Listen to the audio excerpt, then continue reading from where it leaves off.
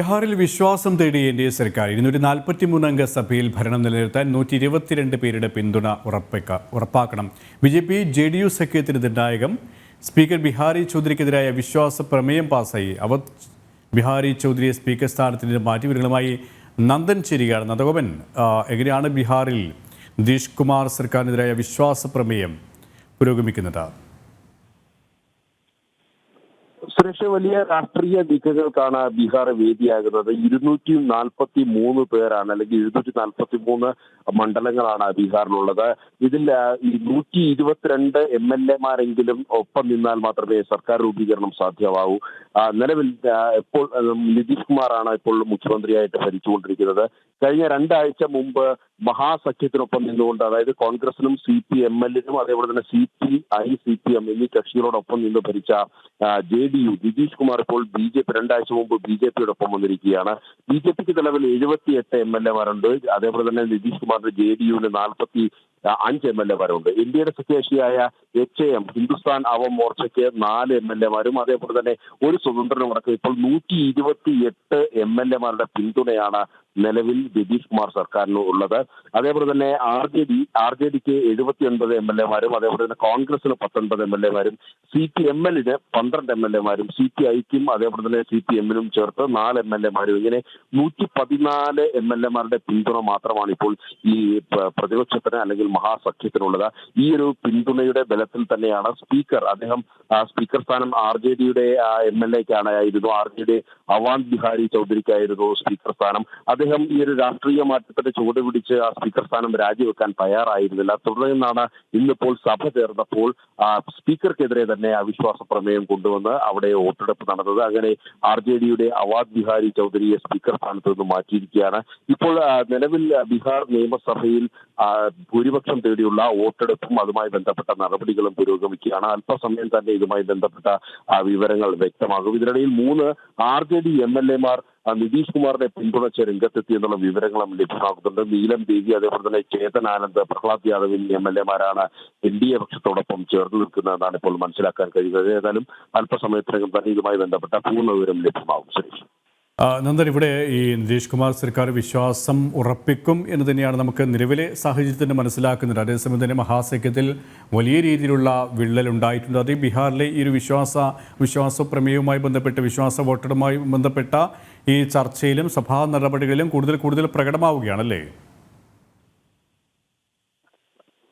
പ്രതിപക്ഷ മുന്നണിയായ NDA സഖ്യം അതിന്റെ തലതൊട്ടപ്പനായിരുന്നു നിതീഷ് കുമാർ എന്നുള്ള കാര്യം ഏവർക്കും അറിയാം. നിതീഷ് കുമാർ ഈ മുന്നണി വിടാൻ കാരണം തന്നെ ഈ മുന്നണിയിൽ ഉണ്ടായിരുന്ന സ്വരച്ചേർച്ചയില്ലായ്മ, അതേപോലെ തന്നെ സീറ്റ് വിഭജനം തമ്മിലുള്ള തർക്കം. ഇത് മാത്രമല്ല, അതിനൊരു നേതൃത്വത്തെ പോലും അല്ലെങ്കിൽ ഒരു നേതാവിനെ പോലും കണ്ടെത്താൻ കഴിയാത്തൊരു സ്ഥിതിവിശേഷമായിരുന്നു. അങ്ങനൊരു അവസ്ഥയിലായിരുന്നു നിതീഷ് കുമാർ ആ ഒരു മഹാസഖ്യം വിട്ട് NDAയുടെ ഭാഗമാകാൻ തീരുമാനിച്ചത്. നിലവിൽ ഞാൻ നേരത്തെ സൂചിപ്പിച്ചു 243 അംഗ നിയമസഭയാണ് ബീഹാറിലുള്ളത്. ഇതിൽ 122 പേർ പിന്തുണയ്ക്കുമ്പോൾ അവർക്ക് സർക്കാർ രൂപീകരിക്കാൻ കഴിയും. നേരത്തെ RJDയും JDയും ഒപ്പം നിന്നുകൊണ്ട് കോൺഗ്രസിന്റെയും അതേപോലെ തന്നെ CPM-ന്റെയും CPI-യുടെയും M-ന്റെയും സഹായത്തോടു കൂടിയായിരുന്നു അവിടെ നിതീഷ് കുമാർ മന്ത്രിയായി ഭരിച്ചുകൊണ്ടിരുന്നത്. എന്നാൽ 2 ആഴ്ച മുമ്പ് വലിയൊരു രാഷ്ട്രീയ പരിണാമമാണ് ബീഹാറിൽ സംഭവിച്ചത്. BJPക്ക് 78 MLA-മാരുണ്ട്. അങ്ങനെ മഹാസഖ്യത്തിനൊപ്പം നിന്ന JDയുടെ 45 MLA-മാർ, നിതീഷ് കുമാർ അടക്കം 45 MLA-മാർ NDA സഖ്യത്തിനൊപ്പം ചേർന്നു.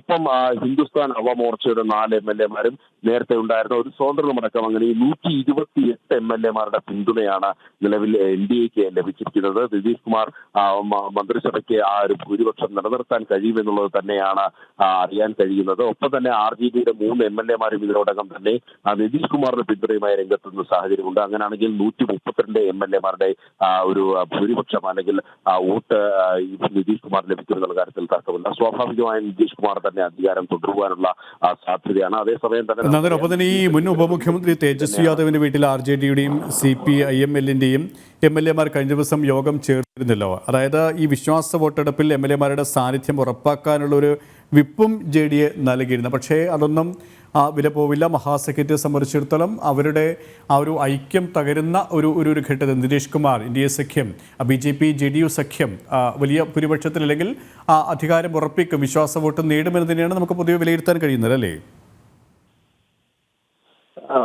RJD സർക്കാർ ഉണ്ടാക്കാനുള്ള വലിയ ശ്രമങ്ങൾ സംസ്ഥാനത്ത് നടന്നിരുന്നു. ഇതിന്റെ ഭാഗമായിട്ട് ഈ മഹാസഖ്യത്തിലുള്ള മറ്റ് കക്ഷികളുടെ കോൺഗ്രസിന്റെയും അതേപോലെ തന്നെ CPM-ന്റെയും CPI-യുടെയും അതേപോലെ തന്നെ CPML-ന്റെയും ഒക്കെ തന്നെ MLA-മാരുമായി കൂടിക്കാഴ്ച നടത്തുകയും അങ്ങനെ അവരുടെ ഒരു വോട്ടുറപ്പാക്കുവാൻ വേണ്ടിയുള്ള പരമാവധി ശ്രമങ്ങൾ RJD-യുടെ ഭാഗത്തുനിന്നും ഉണ്ടായിരുന്നു. ഇതിന്റെ ഭാഗമായി തന്നെയാണ് കോൺഗ്രസിന്റെ 19 MLA-മാരെയും ഹൈദരാബാദിലേക്ക് സുരക്ഷിത സ്ഥാനങ്ങളിലേക്ക് മാറ്റുന്ന സാഹചര്യം ഉണ്ടായിരുന്നു.